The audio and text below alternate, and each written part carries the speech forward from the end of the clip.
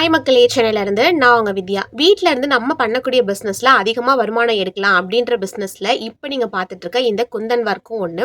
So Kundan ஒர்க்கை வந்து பேசிக்காக வந்துட்டு என்னென்ன மெட்டீரியல்ஸ் வேணும், பேஸ் மெட்டீரியல்ஸ் என்ன வேணும், அதுக்கு ஒரு கிளிப்பாக இருக்கட்டும், ஒரு பேங்கிளாக இருக்கட்டும், மெஷர்மெண்ட்ஸ் நம்ம எப்படி செக் பண்ணுறது, நம்மளோட ஹேண்டுக்கான பேங்கிளோட மெஷர்மெண்ட்டை எப்படி செக் பண்ணுறது, ஸோ இந்த மாதிரி எக்கச்சக்கமான விஷயத்தை நான் உங்களுக்கு இதில் ஷேர் பண்ணியிருக்கேன். ஸோ வீடியோ ஃபுல்லாக ஸ்கிப் பண்ணாமல் பாருங்கள். உங்களுக்கு தேவையான இன்ஃபர்மேஷன் இந்த ஃபுல் வீடியோவில் எந்த இடத்துல வேணாலும் இருக்கலாம். வாங்க வீடியோக்குள்ளே போட்டிங்கன்னா, குந்தன் ஒர்க் அப்படின்னாலே நமக்கு ஞாபகம் வர விஷயம் பார்த்தீங்க அப்படின்னா குந்தன் பேங்கிள்ஸ் தான். ஸோ இந்த குந்தன் பேங்கிள்ஸில் நம்ம வந்துட்டு 2 டைப் பேங்கிள்ஸ் யூஸ் பண்ணுறோம். இது வந்து பார்த்தீங்கன்னா உங்களுக்கு ஃப்ளாட் டைப்பு. இது வந்து இப்படி பார்த்தீங்கன்னாலும் தெரியும், அண்ட் இப்படி பார்த்தீங்கன்னாலும் தெரியும். ஃபுல்லாக வந்து உங்களுக்கு ஃப்ளாட்டடாக இருக்கும். எந்த இடத்துலையுமே வந்து அன்இவன் இருக்காது, அப்படியே ஃப்ளாட்டாக வந்து இருக்கும். ஸோ இதை வந்து ஃப்ளாட் பேங்கிள்ஸ் அப்படின்னு சொல்லி வந்து பார்த்தீங்க அப்படின்னா, இதை வந்து நம்ம ரவுண்ட் பேங்கிள் அப்படின்னு வந்து சொல்லலாம், அப்படி இல்லைன்னா நார்மல் பேங்கிள் அப்படின்னு வந்து சொல்லலாம். ஸோ இதில் என்ன வித்தியாசம் இப்படி பார்த்தீங்கன்னா தெரியும். ஸோ இந்த இடம் வந்து உங்களுக்கு கொஞ்சம் பல்ஜியாக இருக்கும். இது வந்து ஃப்ளாட்டாக இல்லாமல் இந்த இடத்துல கொஞ்சம் உப்பிட்டு இருக்கிற மாதிரி இருக்கும். ஸோ இது வந்துட்டு ஃப்ளாட் பேங்கிள்ஸ் அப்படின்னு சொல்லுவோம். இப்படி வச்சு பார்க்கும்போது உங்களுக்கு வித்தியாசம் தெரியும் அப்படின்னு நினைக்கிறேன். ஸோ இந்த இடத்துல தெரியும் பாருங்கள், இது ஃப்ளாட்டாக இருக்கும், இது இந்த இடத்துல கொஞ்சம் பல்ஜியாக இருக்கும். நீங்கள் நேரில் பார்க்கும்போது வித்தியாசத்தை வந்து ஈஸியாக பார்க்க முடியும். ஸோ இதோட நேம் ஃப்ளாட் பேங்கிள்ஸ், இதோட நேம் வந்துட்டு ரவுண்ட் பேங்கிள்ஸ், அப்படி இல்லைன்னா நார்மல் பேங்கிள்ஸ் அப்படின்னு நம்ம சொல்லலாம். ஸோ இதில் வந்து பார்த்திங்கன்னா நிறைய கட்ஸ் அப்படின்னு சொல்லுவாங்க. நம்ம வந்து இந்த டேர்மில் தான் இதில் வந்து யூஸ் பண்ணுவோம், கட் அப்படின்னு. இதுதான் வந்து பார்த்திங்கன்னா 1 கட்டு. இதுதான் ஃபஸ்ட்டு இருக்கிறதுலே வந்து கொஞ்சம் பெரிய சைஸ்னால் இதுதான் 1 கட் அப்படின்னு சொல்லுவோம். அண்ட் இதுலேயே வந்து பார்த்திங்க அப்படின்னா உங்களுக்கு 2 கட் அப்படின்னு வரும். இதை விட திக்னஸ் வந்து கொஞ்சம் கம்மியாக இருக்கும். ஸோ இது வந்து பார்த்திங்க அப்படின்னா நம்ம 2 கட் பேங்கிள் அப்படின்னு சொல்லுவோம். அண்ட் இதுக்கு அடுத்து வந்து பார்த்திங்க அப்படின்னா உங்களுக்கு 4 கட் பேங்கிள். இந்த 4 கட் அப்படிங்கிறது இதை விட இன்னும் திக்னஸ் வந்து கம்மியாக இருக்கும். ஸோ இதுதான் வந்து பார்த்திங்கன்னா 4 கட் பேங்கிள். இந்த 3 கட் மோஸ்ட்லி நம்ம வந்து யூஸ் பண்ணுவோம். இன்னும் நம்ம வந்து 6 கட் அந்த மாதிரிலாம் வந்து இருக்கும். அதெல்லாம் எந்த இடத்துல யூஸ் பண்ணுவோம்னா, நம்ம எந்த மாதிரியான ப்ரைடல் பேங்கிள் வந்துட்டு டிசைன் எடுக்கிறோமோ அதுக்கு ஏற்ற மாதிரி நம்ம 6 கட்ஸ்லாம் வந்து யூஸ் பண்ணிப்போம். ஆனால் காமனாக நம்ம நிறைய யூஸ் பண்ணுறது பார்த்திங்கன்னா இந்த 1 கட், 2 கட் அண்ட் இந்த 4 கட், இந்த 3 தான் வந்து நம்ம யூஸ் பண்ணுவோம். அண்ட் இதில் வந்து நிறைய பேர் கேட்குறீங்க, எப்படி வந்துட்டு சைஸ் வந்து கண்டுபிடிக்கிறது அப்படின்னு சொல்லிட்டு. நம்ம ஹேண்டுக்கே கண்டுபிடிக்கிறதா இருக்கட்டும், இல்லை இதெல்லாம் வந்து பார்த்திங்கன்னா உங்களுக்கு பாக்ஸ்லேயே வந்து மென்ஷன் பண்ணியிருப்பாங்க என்ன கட் அப்படின்றது அண்ட் என்ன சைஸுன்றது மென்ஷன் பண்ணிடுவாங்க. பட் நம்மளோட சைஸ், பேங்கிள் சைஸ் என்ன அப்படிங்கிறது நமக்கு தெரிஞ்சிருக்கணும் இல்லையா? ஸோ இந்த மாதிரி இன்ச் டேப் எப்போவுமே நம்மக்கிட்ட வந்து நம்மள்ட்ட இருக்கிற கிட்டில் கண்டிப்பாக இந்த இன்ச் டேப்பை வந்து ஆட் பண்ணிக்கோங்க. நீங்கள் ப்ரேஸ்லெட் மேக் பண்ணுறதா இருக்கட்டும், இல்லை ஜுவல்லரி மேக் பண்ணுறதா இருக்கட்டும், இல்லை இந்த மாதிரி குந்தன் ஒர்க்கில் உங்களுக்கு சைஸஸ் வந்து கண்டுபிடிக்கிறதுக்காக இருக்கட்டும், இது எல்லாத்துக்குமே வந்து பார்த்திங்கன்னா இந்த மாதிரி இன்ச் டேப் வந்து தேவைப்படும். ஸோ இதை வந்து நீங்கள் ஆட் பண்ணிக்கோங்க. நம்மளோட பேஜ்லையுமே இதை லான்ச் பண்ணிட்டோம். ஏன்னா நம்ம கிளாஸ் ஸ்டூடெண்ட்ஸ்க்காக உங்களுக்கு தேவைப்பட்டுச்சு அப்படின்னாலுமே நீங்கள் ஸ்க்ரீனில் இருக்கிற நம்பருக்கு டிஎம் பண்ணி உங்களோட ஆர்டரை வந்து நீங்கள் ப்ளேஸ் பண்ணி வாங்கிக்கலாம். இப்போ எப்படி நம்ம மெஷர்மெண்ட் எடுக்கிறதுன்னு பார்க்கலாம். எப்போதுமே இதில் வெளி அளவு, உள்ளளவு அப்படின்னு சொல்லிட்டு 2 இருக்கும். வெளில இருக்கிற அளவை நம்ம கன்சிடர் பண்ணக்கூடாது, உள்ளே இருக்கிற அளவை தான் கன்சிடர் பண்ணணும். எதுக்காக அப்படின்னா, நம்ம பேங்கிள் போடும்போது இது உள்ளார இருக்கிறது தான் நம்மளோட கையில் டச் ஆகும். ஸோ அந்த ரீசனுக்காக பார்த்தீங்கன்னா நம்ம உள்ளே இருக்கிற அளவை தான் எப்போதுமே மெஷர் பண்ணணும். நான் வந்து இன்ச்சஸில் எடுத்திருக்கேன். இப்போ வந்து பார்த்திங்க அப்படின்னா இது உள்ளார அளவு இருக்குது இல்லையா, இந்த இடத்துல நான் டேப்பை இப்படி ஃபிக்ஸ் பண்ணுறேன். பண்ணிவிட்டு இந்த இடத்துல உள்பக்கம் வரைக்கும் நம்ம வந்து பார்க்கணும். இதில் உள்ளார உள்ள அளவு வரைக்கும் பார்க்கணும். இந்த பேங்கிளோட சைஸ் வந்து பார்த்திங்க அப்படின்னா உங்களுக்கு 2.8. ஸோ இதில் நம்ம செக் பண்ணும்போது அந்த 2.8 அப்படிங்கிறது நமக்கு வந்துட்டு வந்துடும்.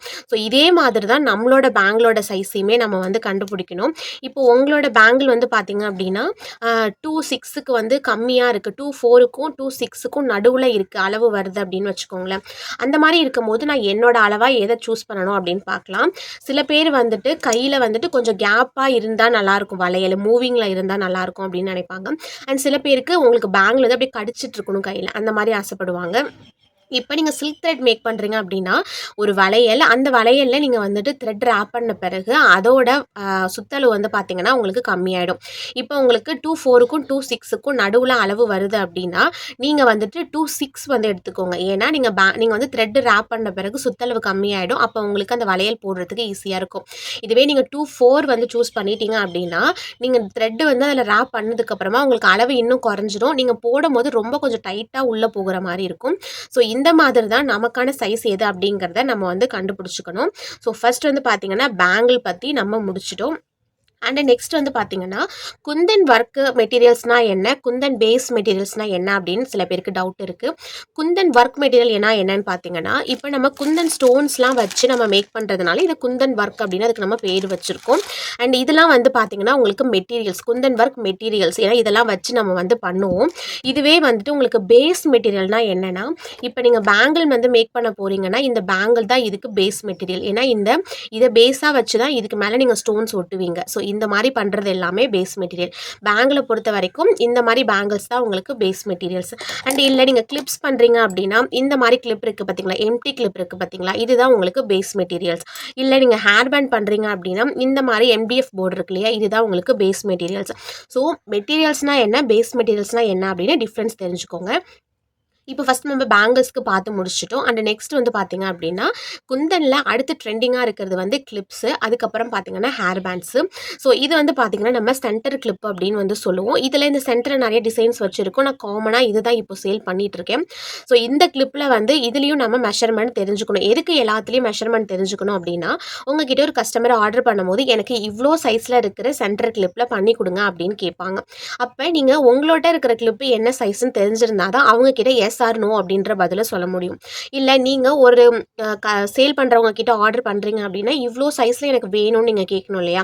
ஸோ அதுக்காக தான். ஸோ இதில் வந்து நம்ம எந்த இடத்துல வந்து நம்ம மெஷர்மெண்ட் எடுக்கணும், பேக் சைடில் எடுக்கக்கூடாது. அந்த கிளிப் நம்ம ஓப்பன் பண்ணுவோம் இல்லையா, இந்த சைடில் நீங்கள் மெஷர்மெண்ட்டே எடுக்கக்கூடாது. இந்த ஃப்ரண்ட் போர்ஷன் இருக்குல்ல, நீங்கள் ஸ்டோன் ஒட்டுவீங்களா அந்த இடத்துல தான் மெஷர்மெண்ட் எடுக்கணும். இன்ச்சஸில் வச்சுருக்கேன். ஸோ எந்த இடத்துல ஸ்டார்ட் ஆகுதோ அந்த இடத்துல வந்து வச்சுக்கிட்டு எந்த இடத்துல முடியுதோ அந்த இடத்த வந்து நம்ம பார்த்துக்கணும். இப்போ இது வந்து பார்த்தீங்கன்னா உங்களுக்கு 3 இன்ச் கிளிப்பு இதோட சைஸு. அண்ட் அதே மாதிரி தான் ஆலிகேட்டர் கிளிப்பும் மேல் போர்ஷனை தான் எடுத்துக்கணும், ஃப்ளாட்டாக இருக்கிற போர்ஷனை. அதுலேயுமே வந்து ஸ்டார்டிங் டு எண்டிங் வந்து வச்சு பார்த்தீங்க அப்படின்னா உங்களுக்கு இது வந்துட்டு 2.25 இன்ச்சஸ் வந்து வருது. ஸோ அதை விட சின்னது, இதெல்லாம் குட்டீஸ்க்கு யூஸ் பண்ணுறது. இதோட சைஸும் இதே மாதிரி தான் மெஷர்மெண்ட் வந்து பண்ணணும். இது வந்து பார்த்தீங்கன்னா உங்களுக்கு கரெக்டாக 1.5 இன்ச்சு, அதை விட ஒரு பாயிண்ட் தான் வந்து இருக்குது.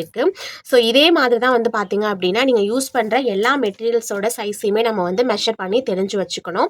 ஸோ இது எல்லாமே நமக்கு வந்துட்டு பேஸ் மெட்டீரியலாக நம்ம யூஸ் பண்ணுறது. இதுவே நம்ம ஹேர் பேண்ட் வந்து மேக் பண்ணுறோம் அப்படின்னா இது வந்து ஹேர் பேண்ட், நல்ல குவாலிட்டியான ஹேர் பேண்ட். அண்ட் இதுலேயே வந்து பார்த்தீங்கன்னா உங்களுக்கு அட்டாச்சர் அப்படின்னு சொல்லுவோம். இதோட பேர் வந்து அட்டாச்சர் அப்படின்னு சொல்லுவோம். ஸோ இது வந்து எதுக்கு நம்ம கொடுக்கணும், நம்ம வெறுமை ஹேர் பேண்டு போடுறோம் அப்படின்னா இது தேவையில்லை. பட் நம்ம இந்த மாதிரி எம்டிஎஃப் போர்ட்ஸ் வந்து யூஸ் பண்ணுறோன்னா இது ஸ்டிஃபாக இந்த பேண்டோட போய் பிடிக்கணும், அப்போ தான் சீக்கிரமாக பிச்சுட்டு வராது. ஸோ அந்த ரீசனுக்காக இந்த இடத்துல நம்ம க்ளூ அப்ளை பண்ணிவிட்டு இப்படி வந்து ஃபிக்ஸ் பண்ணுவோம். ஸோ இப்படி ஃபிக்ஸ் பண்ணும்போது பார்த்தீங்கன்னா உங்களுக்கு இந்த பேண்டுக்கும் இந்த போர்டுக்கும் ஒரு நல்ல grip கிடைக்கும், சீக்கிரமாக உங்களுக்கு வந்து பிச்சுட்டு வராது. ஸோ இது ஆப்போசிட்டில் இருக்கிற மாதிரி தான் நம்ம ஃபிக்ஸ் பண்ணணும். சில இதில் இது மாதிரி கொடுத்துருப்பாங்க, சில இதில் இருக்காது. இல்லைனா பரவாயில்ல, இருந்ததுன்னா ஆப்போசிட் இருக்கிற மாதிரி ஃபிக்ஸ் பண்ணிக்கோங்க. ஸோ இதுலேயே வந்து பார்த்தீங்கன்னா உங்களுக்கு நம்ம பேஜில் என்னென்ன கலெக்ஷன்ஸ் இருக்குன்னு இதில் ஷோ பண்ணியிருக்கேன். இது எல்லாமே நம்ம ஹேர் பேண்ட்ஸ்க்கு யூஸ் பண்ணிக்கலாம். நம்ம ஒர்க் கொடுத்துட்டு யூஸ் பண்ணும்போது பார்த்தீங்கன்னா நல்ல அழகான அவுட்புட் வந்து இது எல்லாமே கொடுக்கும். இதோட சைஸ் வந்து பார்த்தீங்கன்னா உங்களுக்கு 1 இன்ச் சைஸ் நான் சேல் பண்ணிகிட்ருக்கேன். இதுலேயுமே 1/2 இன்ச் இருக்குது, அது இன்னும் கொஞ்சம் சின்னதாக இருக்கும். பட் இது நம்ம ஹேர் பேண்டில் வந்து வைக்கும் போது கொஞ்சம் லுக்காக பார்க்குறதுக்கு நல்லா இன்னும் தெரியும் அப்படின்றதுக்காக நான் இந்த சைஸஸ் வந்து வச்சுருக்கேன். ஸோ இது எல்லாமே வந்து பார்த்திங்க அப்படின்னா உங்களுக்கு ஹேர் பேண்ட் அண்ட் ஹேர் கிளிப்ஸ்க்கான பேஸ் மெட்டீரியல்ஸு. அண்ட் இதில் வந்து பார்த்திங்கன்னா நெக்ஸ்ட்டு நம்ம ஒட்டுறதுக்கு என்னெல்லாம் யூஸ் பண்ணுவோம் அப்படின்னு பார்த்திங்கன்னா இந்த மாதிரி இது வந்து ஃபேப்ரிக் க்ளூ, இந்த க்ளூ வந்து யூஸ் பண்ணுவோம். அண்ட் அதுக்கப்புறம் பார்த்திங்கன்னா B6000 ஆர் B7000 எது வேணாலுமே எடுத்துக்கலாம். நான் 7000 யூஸ் பண்ணிகிட்ருக்கேன். அண்ட் இது ரெண்டுமே வந்து நம்ம யூஸ் பண்ண போகிறோம். இது ரெண்டுத்துலையுமே வந்து நமக்கு அட்வான்டேஜஸும் இருக்குது அண்ட் டிஸ்அட்வான்டேஜஸும் இருக்குது. நான் ரெண்டுத்தையுமே வந்து ஷேர் பண்ணுறேன். ஸோ இந்த ஃபேப்ரிக் க்ளூ வந்து பார்த்திங்கன்னா உங்களுக்கு ட்ரை ஆகிறதுக்கு டைம் வந்து கொஞ்சம் அதிகமாக எடுக்குது. ஏன்னா நான் ஒட்டிட்டு ஒரு 1/2 அன் ஹவருக்குள்ளார நான் அதை நகர்த்துறேன் அப்படின்னா ஈஸியாக அது வந்து ரெண்டுமே ஒட்டிக்காமல் மூவ் ஆகுது. பட் B7000 க்ளூ வந்து பார்த்திங்க அப்படின்னா நம்ம ஒட்டி ஒரு 10 மினிட்ஸ்க்குள்ளாரே நல்லா ஒரு க்ரிப்பாக வந்து அதை பிடிச்சிக்குது. அதே சமயம் இதை வந்து பார்த்திங்க அப்படின்னா நீங்கள் ஒரு டாட் வைக்கும் போது கூட அதில் வந்துட்டு ஃபினிஷ் இல்லாமல் அது அப்படியே வெளில வராமல் அந்த மாதிரிலாம் இருக்கும். பட் இது என்ன பண்ணுது அப்படின்னா நீங்கள் ஒரு 10-20 நிமிஷம் வந்து கண்டினியூஸாக யூஸ் பண்ணிட்டு இருக்கீங்க அப்படின்னா அதுக்கப்புறமா ஒரு மாதிரி நூலாக வர ஆரம்பிச்சிடுது. நான் இப்படி க்ளூ வச்சுட்டு இப்படி எடுக்கிறேன் அப்படின்னா வச்ச இடத்துல இருந்து இந்த க்ளூவோட டிப் வரைக்கும் அப்படியே நூல் மாதிரி வந்து வருது. இது ஒரு மைனஸ் மாதிரி தான் எனக்கு தெரியுது. ஏன் அப்படின்னா நம்ம அந்த குந்தன் ஒர்க் பண்ணும்போது அந்த குந்தன் மேலே அந்த நூல் போய் சுற்றிடுது, அது அப்படியே ஒரு மாதிரி அழுக்கு மாதிரி வந்து தெரியுது நம்ம ஃபினிஷ் பண்ணி முடிச்சதுக்கப்புறமா. ஸோ அண்ட் இன்னொரு விஷயம், நான் இப்போ வந்து ஒர்க் பண்ணிகிட்டே இருக்கும்போது ஓப்பனில் இப்படி வந்து வச்சுட்டேன் அப்படின்னா இதோட டிப்பில் இருந்து அப்படியே கீழே ட்ராப் மாதிரி சொட்ட ஆரம்பிச்சிடுது அந்த க்ளூ. நீங்கள் வந்து ஓப்பனாக வச்சு ரொம்ப நேரம் யூஸ் பண்ணுறீங்க அப்படின்னா இந்த மாதிரி வந்து உங்ககிட்ட டேப் இருக்குன்னா அந்த டேப் யூஸ் பண்ணிக்கோங்க. அப்படின்னா டம்ப்ளர் கூட யூஸ் பண்ணிக்கலாம். வச்சுட்டு இப்படி வச்சுக்கோங்க. ஓப்பனில் இருந்தாலும் பரவாயில்ல. இப்படி வச்சுக்கிட்டிங்கன்னா தான் உங்களுக்கு க்ளூ வெளில வந்து ஃபால் ஆகாமல் உங்களுக்கு ரொம்ப நேரம் யூஸ் பண்ணும்போது அந்த நூல் மாதிரி வராமல் இருக்கும். அண்ட் நம்ம ஒர்க் பண்ணி முடிக்கிறது ஒரு நல்ல நீட் ஃபினிஷிங்கில் வந்து வரும். ஸோ இந்த டிப்பை மறக்காமல் ஃபாலோ பண்ணிக்கோங்க. நான் யூஸ் பண்ணும்போது எனக்கு இந்த ஸ்ட்ரகிள் இருந்தது. அதுக்கப்புறம் தான் இப்படி சேஞ்ச் பண்ணி இது யூஸ் பண்ணும்போது என்னால் அதை கொஞ்சம் மேனேஜ் பண்ண முடிஞ்சுது. ஸோ நெக்ஸ்ட் வந்து பார்த்திங்க அப்படின்னா இந்த மாதிரி வந்துட்டு க்ளூ பென் அப்படின்னு சொல்லுவோம். ஸோ இது வந்து பார்த்திங்கன்னா பென் அண்ட் இதில் இருக்கிறது வந்து க்ளூ. இதுக்கு மேலே வந்து பார்த்திங்கன்னா இந்த back side and front side 2 சைடுமே வந்துட்டு ஒரு கவர் மாதிரி வந்து கொடுத்துருப்பாங்க. அப்படி ஓப்பன் பண்ணிங்கன்னா உள்ளே வந்து உங்களுக்கு க்ளூ இருக்கும். இப்போ நான் கையை வைக்கிறேன், என் கையில் அது ஸ்டிக்கி ஆகாது. பட் இந்த பென்னில் வந்து ஸ்டிக்கி ஆகும். இந்த பென்னில் வந்து பார்த்திங்க அப்படின்னா ஒரு ஹோல் மாதிரி இருக்கும். நம்ம இதில் இப்படி கொடுத்து இப்படி அழுத்தி எடுத்தோம். இப்போ நான் வச்சுருக்கேன், அது அப்படியே பதிஞ்சிருக்கு பாருங்கள். நான் அப்படி வச்சு எடுக்கிறோம் அப்படின்னா இந்த க்ளூ வந்து இந்த டிப்குள்ளார போயிடும். அப்போ நம்ம ஈஸியாக வந்துட்டு ஸ்டோன்ஸை வந்து இதில் பிக் பண்ணி நம்ம வந்து எந்த இடத்துல வேணுமோ ப்ளேஸ் பண்ணிக்கலாம். ஏன் இதை நம்ம கையால் பண்ணக்கூடாதா அப்படின்னு டவுட் இருக்கும். நீங்கள் கையாலையும் ட்ரை பண்ணி பாருங்கள். நீங்கள் ஸ்டோன்ஸை எடுத்து உங்கள் கையால் ஃபிக்ஸ் பண்ணும்போது அந்த க்ளூ உங்கள் கையில் கண்டிப்பாக ஒட்டும். ஏன்னா சின்ன சின்ன ஸ்டோன்ஸ் இது எல்லாமே. ஸோ நீங்கள் திரும்பவும் இன்னொரு ஸ்டோனை எடுக்கும் போது அந்த ஸ்டோன் அப்படியே உங்கள் கையிலே ஒட்டிக்கும். நீங்கள் எந்த இடத்துல ப்ளேஸ் பண்ணணும்னு நினைக்கிறீங்களோ அந்த இடத்துல ப்ளேஸ் பண்ண முடியாது. ரொம்ப மெஸ்ஸியாக ஆகிடும். ஸோ இது இருந்துச்சு அப்படின்னா உங்களுக்கு நீட் ஃபினிஷிங்கில் நீங்கள் அந்த ஒர்க்கை வந்து முடிக்க முடியும். நெக்ஸ்ட் வந்து பார்த்திங்க அப்படின்னா நம்ம இந்த மாதிரி பேங்கிள்ஸ்க்கு யூஸ் பண்ணுற த்ரெட்ஸு. நான் வந்து பார்த்திங்க அப்படின்னா இதில் டபுள் பெல் அப்படின்ற பிராண்ட் வந்து எடுத்திருக்கேன். இது வந்து நல்லாயிருக்கும். ஷைனிங்காக இருக்கட்டும், இல்லை அதோட அது சீக்கிரமாக கட் ஆகாமல் இருக்கிறது, இது எல்லாமே குவாலிட்டி வந்து நல்லாயிருக்கும். ஸோ அதுக்காக யூஸ் பண்ணுறது தான். ஒரு ஷேட்ஸ்லையுமே வந்து பார்த்திங்கன்னா உங்களுக்கு ஷேட் நம்பர் அப்படின்னு கொடுத்துருப்பாங்க. இப்போ இதில் வந்து பார்த்திங்கன்னா 54 அப்படின்னு கொடுத்துருக்காங்க.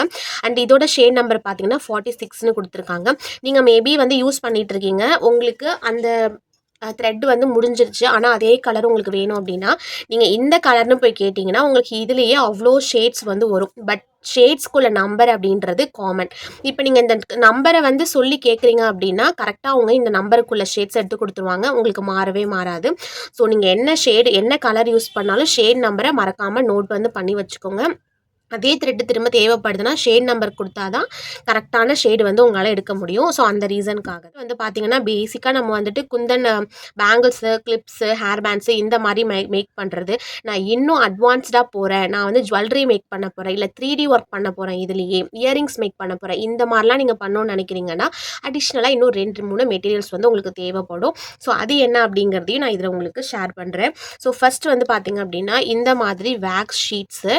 இது வந்து பார்த்திங்கன்னா நம்ம இந்த குந்தன் ஜுவல்லரிஸ் வந்து மேக் பண்ணுறதுக்கு இதில் ஸ்டோன்ஸ் ப்ளேஸ் பண்ணி நமக்கு என்ன மாதிரி பென்டென்ட்ஸ் வேணுமோ நம்ம வந்து மேக் பண்ணிக்கலாம்.